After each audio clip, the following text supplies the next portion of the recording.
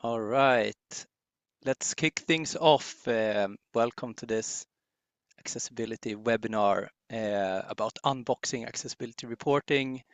I'm Hampus Setfors from Actus Lab.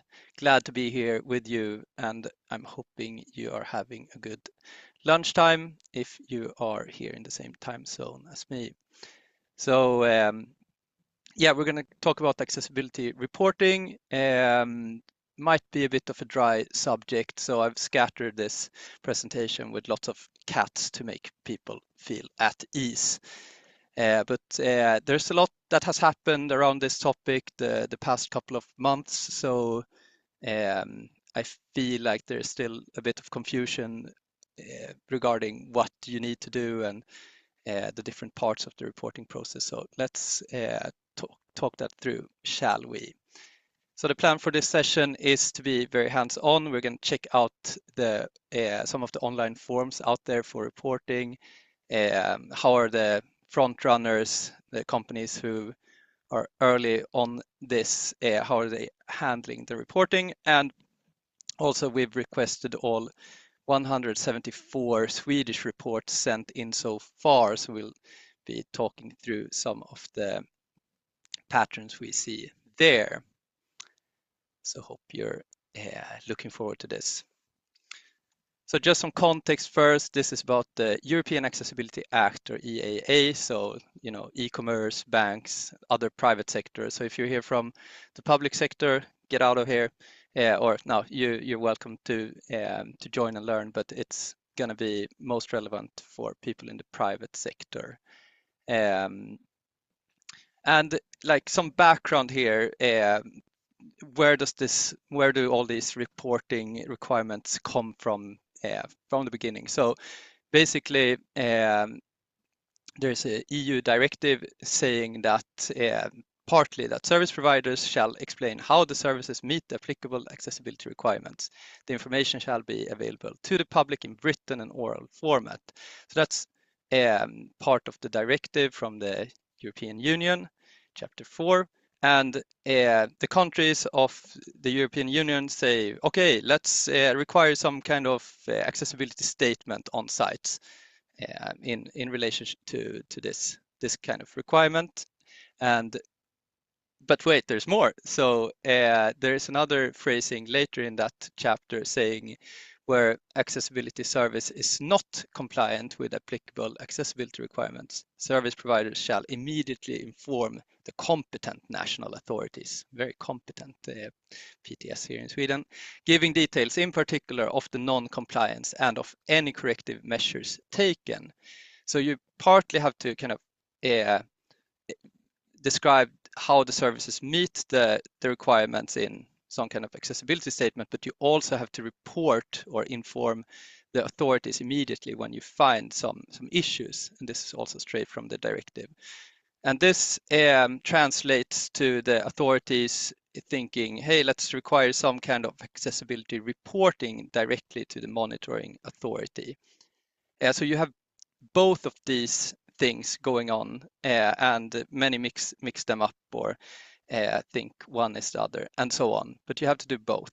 And in this session, we are not going to talk a lot about the accessibility statement. We're going to talk more about the accessibility reporting. But I'll give you a link to an article in the end where you can check out more on the accessibility statement part as well. So if we look at the Swedish Monitoring Authority or Agency, Post och telestyrelsen, PTS, they have kind of translated this to concrete requirements on their site. They say things like the shortage needs to be notified to us immediately. It needs to include detailed information about the non-conformity, detailed information about the measures taken. This is all Google translated from Swedish, so maybe not perfect translations, but you get the gist.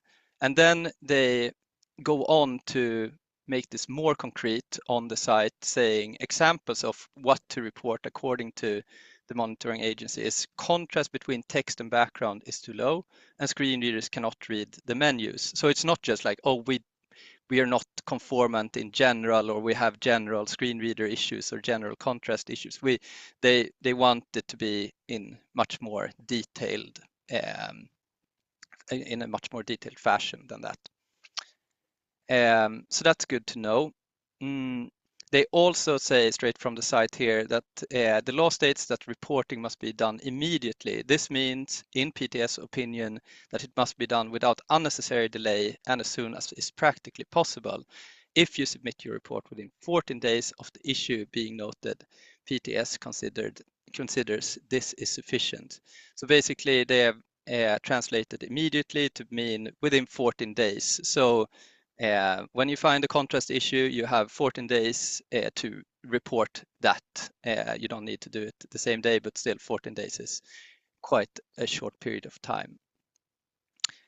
And how do you report this? Well, they've created this form online, which you use, and let's take a look at that. Basically, it asks you a bit about your current service, like is it a service or product? Is it banking, e-commerce? Is it a web page or app? Are you invoking exemptions, or are you notifying of accessibility deficiencies? And then in the next step, you are asked to describe the issues or deficiencies, and then you can or you're actually forced to attach the file that has some documentation on the issues. And then a couple of other fields on like contact details and formalities. So that's the actual form here in Sweden at the moment. Sweden might feel like, hey, we're good, we have a cool form, huh? But you can't match that, Finland and Netherlands, for instance. And they answer or reply with just watch us, because Finland and Netherlands have followed. I think Sweden was first, but they came close after with similar services. So here's just some screenshots of the Finnish version of this, similar types of questions on what type of application is it, describe the non-conformance, describe the corrective actions, select a file, complementing file. So that's what you have to do if you have your services in Finland. And here's the Netherlands that have, again, a similar form about describing the issues and where they occur. They also have, you have to state the number of consumers affected, and you can upload a plan of action and so on. But quite similar in the foundation, but a couple of things they're asking a couple of different questions as well. And you, or maybe your team or boss or whoever, might feel like, hey, this sounds boring. Maybe we should just consider skipping it and doing it whenever, the monitoring agencies tell us to do it or have checked us out. But I don't think that's a great idea. There is this little birdie that has whispered in my ear that rumor has it you'll get a fine if you skip, and you'll get that fine without first being able to take corrective action, but you might get that straight away if you are checked out by the monitoring agency. I think things around that might be clarified in the coming month or so, but this is what you should expect, I think. So in a nutshell, the accessibility reporting requirements at the moment for the European Accessibility Act are you need to have a public accessibility statement, and you need to immediately or within 14 days report when you find an issue, like a contrast fail. And some countries' monitoring agencies have created forms for reporting already, and it's, I think, very likely other countries will follow that shortly, and also likely a risk of fines if you skip it. All right, so that's the formalities. How are kind of front runners handling this at the moment? I'll give an example from Electrolux, who have who are doing a good job with this reporting and have a process in place. And yeah, I'll simplify it, but basically it's something like this. They have this issue tracking system, Jira. You might have that or similar, where you make sure that's filled up with accessibility tickets and you prioritize those. So you have some kind of accessibility tag. You need your teams to understand they have to add that tag to all accessibility issues they find. And then you prioritize it maybe high, medium, low. And these tickets are usually kind of found after you've trained teams to use screen readers and do accessibility checks themselves, or you have accessibility experts filling those, filling up the issue tracking system with these types of tickets. And then this is exported to an accessibility report. You have some kind of template, obviously simplified here, but something along the lines of below our accessibility issues, we fix prior high issues in these many weeks, prior medium issues in this many weeks. This is our general plan, and then just a list of the issues you've found or you have in Jira. And this is usually done by this export and accessibility report is usually done by some kind of accessibility lead or a core team inside the organization. And then this report is sent in through the online forms to the monitoring agencies, for instance, PTS in Sweden. But for instance, Electrolux is active in basically all countries in the world, or maybe most at least. So they need to send this into Finland and Netherlands, and in the future others who have similar processes up when they get their online forms up. So they make sure to kind of tailor this accessibility template report to answer the different questions. They are, like you saw, a bit different from country to country, but they make sure to have all of the country's questions answered in some way there, so you don't have to create multiple reports. And they have a process where they repeat this every 14 days, but just with new issues. Because, yeah, like I said, if you found an accessibility issue, you need to report it immediately, which means every 14 days. So they check, they filter for what are the new accessibility issues that have come up within the last 14 days, and then they send those in. So the first time they sent the report in, there were a bunch of issues, and then fewer and fewer as you're only doing the new ones every 14 days. So this is one way to do it, and other clients I work with do it in a similar way. So I think you can at least get some inspiration from this process. And like I mentioned, we requested all 174 Swedish reports sent in so far to look for patterns, because it's publicly available information, so you can just ask for that. And what did we find? No, before that, we have a cliffhanger here. First, I want to say that we are continuing to do these open webinars. So the next one will be the 11th of November, 12:30. So you can mark your calendar for that. And that's going to be Diogo, who a colleague of mine, who will talk about coding iOS apps using a screen reader. So he'll demo using VoiceOver and coding apps, and give some pointers on how you can learn to test for screen reader issues yourself. So that's definitely happening, and something that might happen as well that we are hoping to start is an Accessibility Ninja network, where you can level up your skills with Ally geeks like myself. So it would be kind of nerdy or techie sessions that go beyond the basics, at least monthly, so quite often.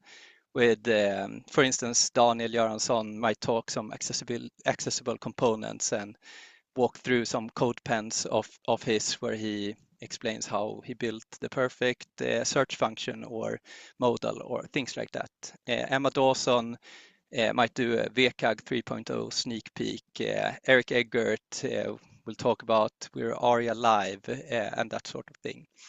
And there's more. We will keep this network updated with news and updates from the accessibility world. So if there's an update, for instance, to the EN standard, we'll go through that and what to expect with that.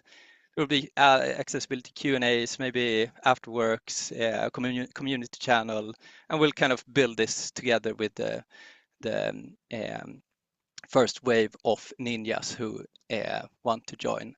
And this would be connected to or have a price tag connected to it. So it would mean 650 euros a year. But if you're early bird, so the first 20 who join will get a nice discount, and it will be 450 a year for them. And if we get 10 people who are in, then we'll launch this thing. So if you think this sounds interesting and want to join, just write in the chat or email me, hampus@accesslab.com.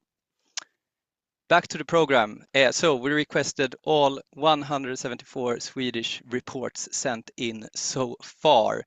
And what did we find? Well, the first thing we found was that all of them were almost completely masked or blurred out. So you couldn't get to see any of the kind of interesting information in them. So here we see one of them where you could see, oh, it was this bank's report on issues they found and the date and the category and so on, but then just a black box over the actual content.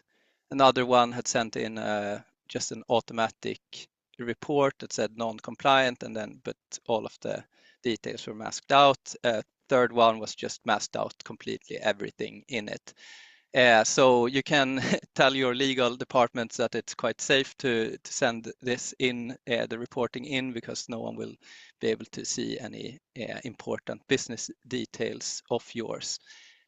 So I thought that was a bit interesting. Another side note is that the masking tool that was used transforms everything in these to an image of text. So even the non-masked text was just an image. So my colleague Claudio tried to read this with a screen reader but couldn't. So maybe, we know that this is a general issue with masking tools, and when you request stuff from the government where maybe they've only masked a couple of names or so, but you can't get to any information. So that maybe we should, or the government should look into their tools for masking.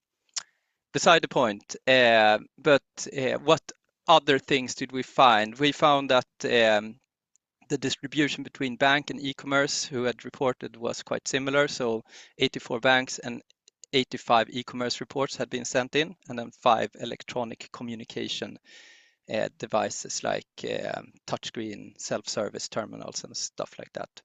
And you might feel like, wow, 84 banks, that's quite good. I didn't even know we had 84 banks in Sweden.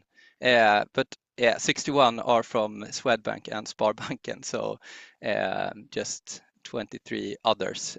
So they've sent in one report for each of their kind of local banks.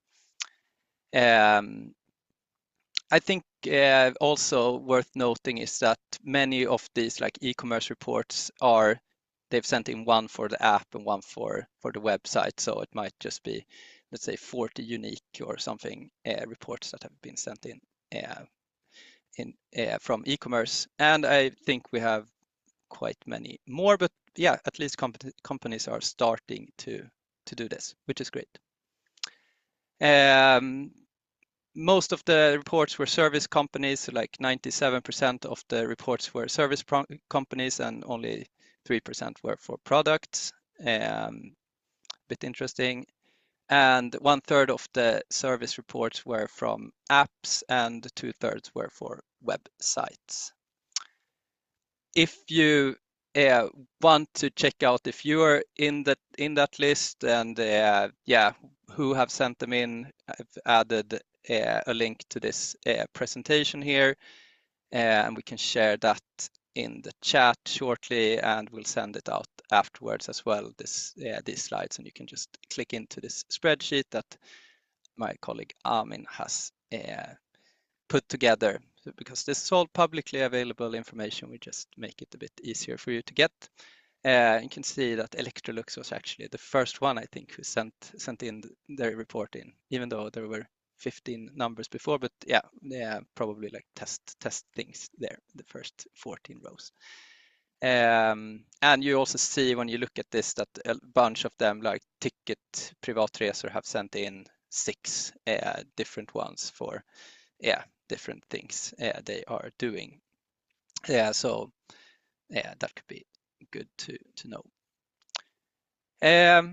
To summarize, this reporting thing may feel a bit overwhelming or annoying or frustrating, but if you take the bigger picture, it nudges companies to create processes for regular testing, issue tracking, and reporting of accessibility issues. That's great.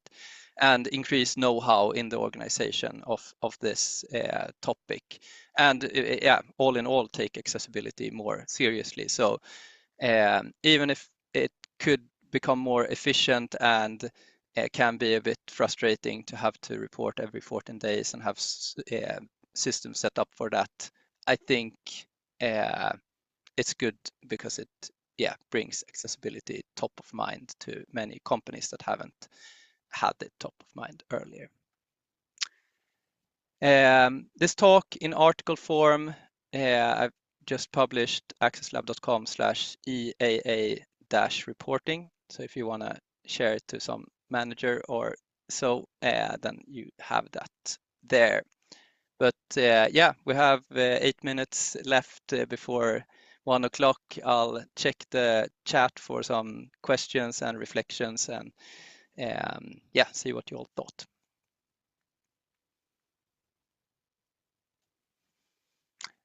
All right.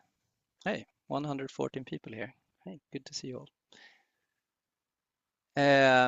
All right, let's see the chat. I'll just go from the bottom. Any information about how you can report a service or product in accessible ways? Report a service or product in accessible ways. So not using the online form. I'm guessing, Erik, you might mean here. I think at the moment it's these forms that they want, but I don't know what happens if you kind of call their customer service desks or that sort of thing. You could definitely try, but yeah, it's new for the monitoring agencies as well. So we'll see what happens in the near future. All right. Christopher asked, what's the difference between an accessibility issue and like asking for exceptions because you could select that in the form. So you can tell the authorities that, hey, I don't want to fix this or I don't feel I need to fix this issue because it would cost more than than we can afford, and it would only make things better for 3 users. Then you can report that as well. So it's basically you are asking not to be granted an exception from fixing some accessibility issues, and that's also part of the law. Patrick asks question about the 14-day thing. Many companies don't do accessibility testing regularly and only hire third-party company once a year. Yes, assuming the 14 days is strictly from the point we found out about it, which of those companies might only be it's a good point. Many will not find things every 14 days. I'd use it internally in companies to kind of encourage processes where you continually try to identify and fix accessibility issues and say, hey, this is what's kind of expected by the law. But if you really, we're only doing it once a year, then you could argue that, we haven't found anything the last 14 days or the last 28 days or the last 3 months because we're not doing we're not trying to identify the issues and then you might not need to report. But yeah, I'd more look at how we can use this to actually get some regular testing done. And let's say you do a yearly big audit with some external company, maybe consider doing a quarterly, smaller ones quarterly instead, or have that company go in and teach the teams to do the accessibility testing themselves, etc.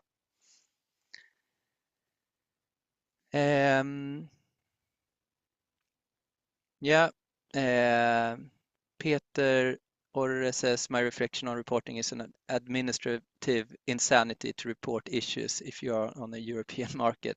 Yeah, I guess a bit depending on how you approach it. I feel like some of the companies I work with have gotten quite an efficient process, and even though you have to do stuff every other week, it's like an hour or two of stuff, and not much more than that. But yeah, definitely see how you can feel that. Ida, do we know anything about how things are working out in the rest of EU except Finland and Netherlands? Maybe someone in chat from another country. Yeah, that'd be great. I'm also looking for more info on that, and I'll kind of update the article as we get more info. And that reminds me that I said I'd share the slide link, and I will do that. Now, copy link, send to Zoom slides. Nice. Lena asks if I know if the fines will be linear with the company's revenue. Not sure. Hoping that is, but maybe that's a question for the authorities. And at least it will be. I think it will be. But yeah, don't dare to say for sure. Cool. Let's see, Martin has a reflection. The focus is on reporting, which is a backwards way of working. We need at some point shift focus to better process of releasing compliant products from the start. Yeah, maybe, yeah, I agree. Maybe this can lead to that because the reporting is so annoying. So let's just make sure we don't have any accessibility issues and we don't have to do all of this. But yeah, good point. Good point.